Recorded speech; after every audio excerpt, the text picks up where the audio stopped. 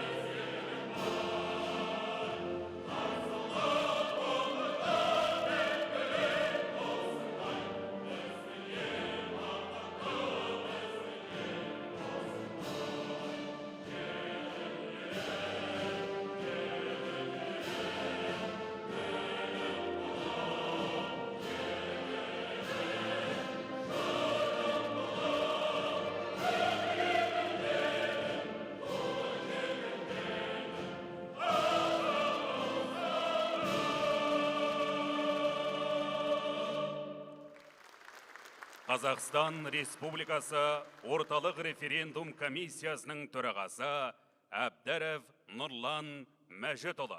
Құрметті президент мырза, құрметті отырысқа қатысушылар, бүгін орталық референдум комиссиясы өз құзыретіне сәйкес 2026 жылғы 15 наурызда өткен республикалық референдумда дауыс беру қорытындыларын шығарып, тиісті хабарды бұқаралық ақпарат құралдарында жариялады. Қазақстан Республикасының жаңа конституциясын қабылдау мәселесі бойынша дауыс беруге 9.127.192 адам немесе референдумға қатысу құқығы бар азаматтар санының 73,12% қатысты. Елдің барлық өңірінде және шет елдердегі учаскелерде дауыс беруге қатысқан азаматтардың 7.954.667-сі немесе 87,15% жаңа конституцияны қабылдауды қолдады.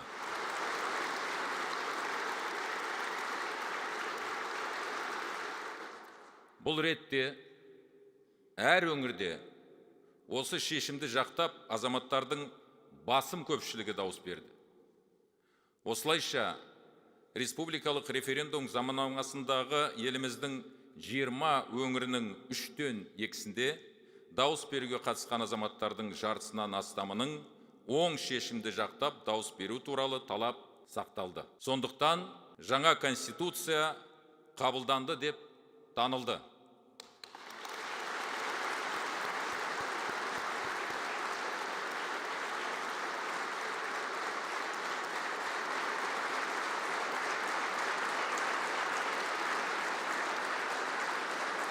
Республикалық референдумда қабылданған Қазақстан Республикасының Конституциясы 2026 жылғы 1 шілдеден бастап заңды күшіне енеді. Қазақстан Республикасының Конституциясына және Конституцияны іске асыру жөніндегі шаралар туралы жарлыққа қол қою рәсімін бастаймыз.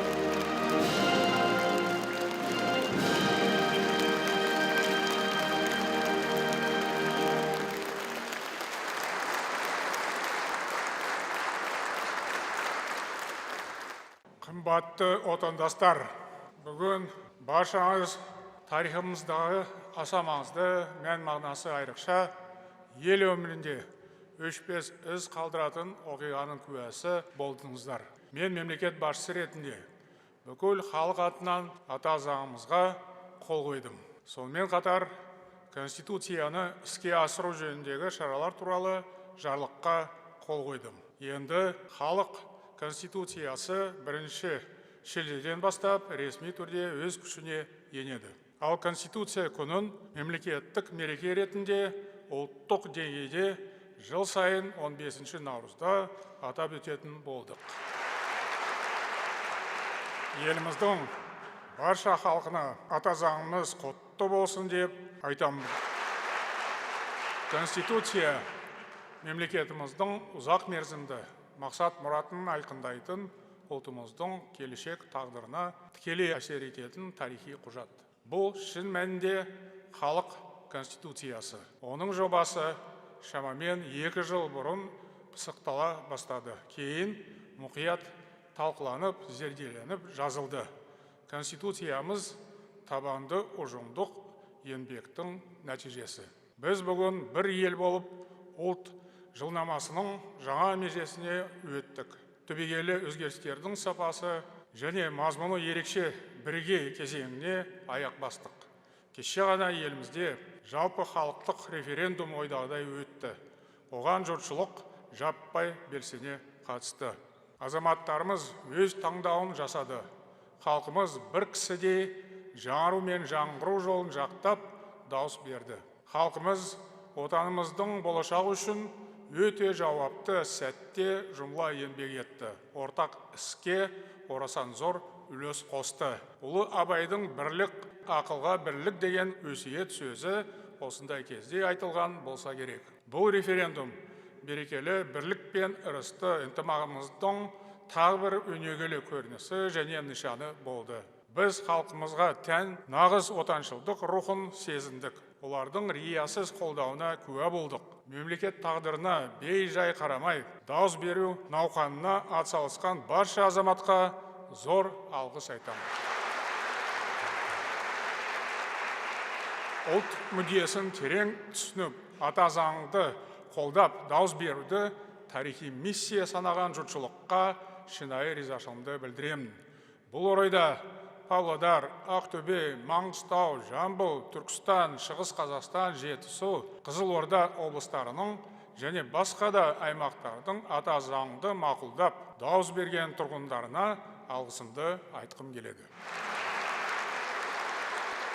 Сондай-ақ осы тұста Қазақстан жастарының ерекше белсенді болғанын атап өту қажет. Олар заңғар жазушы Әбіш Кекілбаев айтып кеткен ұлттық жауапкершіліктің озық үлгісін көрсетті. Мұны заңды құбылыс деп айтуға толық негіз бар. Өйткені жаңа конституция ең алдымен өскелең ұрпақтың игілігі үшін қабылданып отыр. Бұған дейін де айттым, қазір де қайталаймын. Еліміздің болашағы жастарымыздың қолында. Мемлекет басшысы ретінде мен сіздерге сенемін, зор үміт артамын.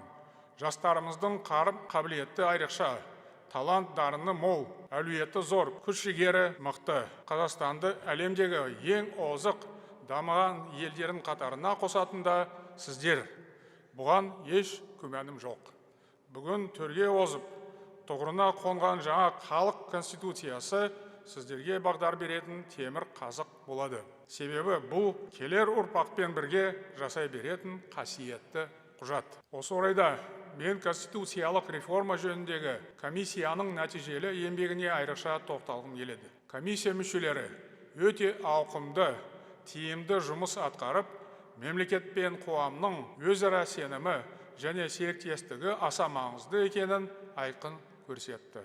Жалпы ұлттық коалиция мүшелері де қажырлы қызмет етті. Олар жаңа конституцияның мән мазмұнын жұртшылыққа кеңінен түсіндіріп, қажетті үгіт насихат жұмысын ойдағыдай атқарды. Бүгін осы тарихи сәтке орай мен комиссия құрамында болған барша азаматқа және коалиция мүшелеріне ерекше ризашылығымды білдіремін. Еліміздің әр аймағы, ауданы мен қаласында қоғамдық белсенділер, олардың ішінде еріктілер, яғни волонтерлер, жоғары азаматтық жауапкершілік танытып, халық конституциясының қабылдануына зор үлес қосты. Баршаңызға рахметімді айтамын. Біз халық конституциясының келешек ұрпақ алдындағы жауапкершілігімізді терең сезіне отырып қабылдадық. Ата заң қуатты, күшті, бәсекеге қабілетті Қазақстанның жаңа жарғысы. Жаңа конституция көне заманнан бері бабаларымызға бағдар болған дала заңдарының бүгінгі жалғасы, ұрпақтар арасындағы сабақтастық көрінісі.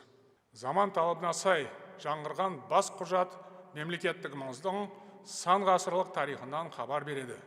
Қазіргі конституция нағыз ұлт заңы деген атқа лайық. Оның өне бойында бабаларымыз аманат еткен елдік пен ерлік рухы, салт, дәстүр, жасампаздық және жаңашылдық ұғымдары тоғысқан. Ата заң мемлекет мүддесінің болаттай берік қалқаны. Конституциямыздың ең басты мақсаттары жеріміздің тұтастығын, еліміздің тәуелсіздігі мен егемендігін қорғауға, азаматтарымыздың құқықтары мен бостандықтарын сақтауға, қоғамдық әділет пен заң үстемдігін нығайтуға кепілдік беру. Сондай-ақ білім, ғылым, инновация мен мәдениетті дамыту, тазалықты дәріптеп, табиғатты қорғауды қамтамасыз ету. Мемлекетіміздің бас құжаты халық болмысының мызғымас нышаны. Берекелі ауызбіршілігіміздің символы. Азаматтарымыз таңдаған жаңа конституция Қазақстанның жаңа дәуіріне жол ашады. Қазақстан аяғына нық тұрған халықаралық беделі биік мемлекет. Еліміз ішкі тұрақтылығын сақтап, өзге жұртпен достық қатынас орнатып, зор сеніммен алға қарай қадам басып келеді. Енді мемлекетіміз дамудың даңғыл жолына түседі. Сондықтан бізге татулық пен достық, сабырлық пен табандылық, жасампаздық пен ұқыптылық, еңбекқорлық пен сенімділік ауадай қажет. Біздің биік мақсаттарымыз, нақты жоспарларымыз бар. Көп созбай, бәріміз осы міндеттерді іске асыруға кірісуіміз керек.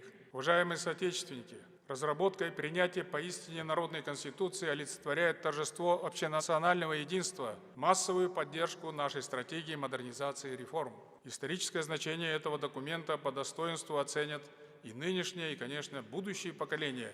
А нам выпала миссия стать подлинными творцами государственной летописи. Это не только почетная и ответственная миссия, но и ниспосланная самой судьбой редчайшая возможность своим мнением и голосом определить вектор развития родного Отечества. Поэтому без преувеличения можно с уверенностью сказать, все мы стали свидетелями и участниками великого переломного момента в нашей истории. Благодарю всех, кто принял участие в референдуме, проявил гражданскую ответственность и патриотизм. В особенности выражаю сердечную признательность молодежи. Молодые граждане вписали свое имя в летопись страны, стали соавторами основного закона. Настоящее и будущее Казахстана в руках молодых людей. Это не лозунг, а закон жизни, суть нашей государственной политики. По поводу успешного проведения референдума ко мне поступают теплые поздравления руководителей дружественных государств и международных организаций. Пользуясь данной возможностью, выражаю им искреннюю признательность за поддержку и симпатии к нашему народу. Хочу особо отметить, впереди много работы. Мы только в начале большого пути всесторонней модернизации нашего государства. Этот путь в условиях колоссальной турбулентности, нестабильности мировой ситуации будет невероятно тернистым, с большим количеством преград и так называемых подводных камней. Но дорогу, какой бы сложной она ни была, может осилить только идущий. Для этого мы все должны проявить несокрушимое общенациональное единство, ответственный и созидательный патриотизм, глубокие знания и профессионализм. Мы должны достичь поставленных целей, мы обязаны победить. Подписанные мною указы определяют ключевые направления и меры реализации положения основного закона. На рассмотрение парламента в ближайшее время будет внесено 5 новых конституционных законов о президенте, Курултае, Халық кеңесі, а также статусе столицы и административно-территориальном устройстве страны.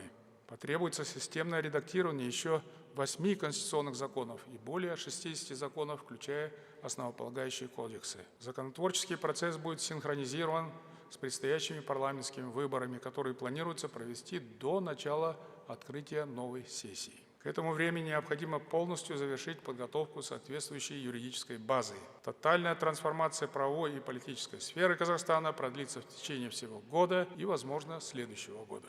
Нам предстоит реформировать действующие и создать новые институты власти, структурно и кадрово обновить их.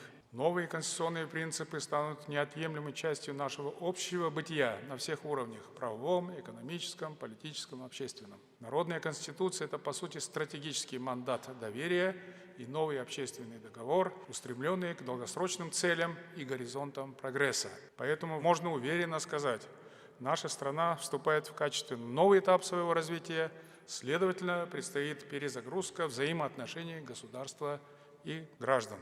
В прошлом году, как вы знаете, состоялась уголовная амнистия. Сейчас мы можем провести дополнительную амнистию по ряду уголовных и административных правонарушений, не представлявших угрозы безопасности граждан и государства. Хочу отметить, что административная амнистия станет первой в истории нашей страны.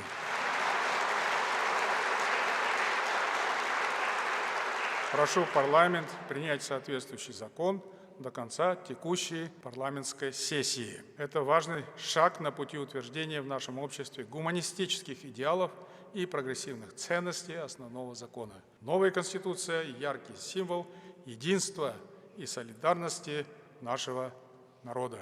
В ее статьях отражены мечты и чаяния каждого из нас, надежда и вера в светлое будущее наших детей и внуков. Основной закон станет настольной книгой для всех истинных патриотов нашего Отечества. Новая Конституция Казахстана – это прочная, незыблемая платформа для восхождения нашей нации к вершинам мировой цивилизации. В этом у меня и, полагаю, у вас сомнений нет.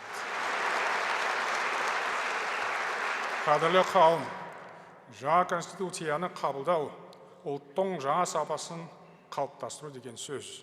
Бұл дұрыс пен бұрысты тани білетін, жақсы мен жаманның ара-жігін ажырата алатын, кемеліне жеткен жұрттың ғана қолынан келетін іс. Жаңа Конституция елдігіміздің тірегі, егемендігіміздің тұғыры болады. Оның әр нормасы, әр тармағы тәуелсіздігімізді нығайта түседі. Әділдік қағидаты бас құжаттың өзегіне айналды. Сондықтан ата заңды, әділетті Қазақстанның төл құжаты десек қателеспейміз. Мен ел президенті және Конституция кепілі ретінде бас құжаттағы ережелердің мүлтіксіз орындалуы үшін бар күш-жігерімді саламын.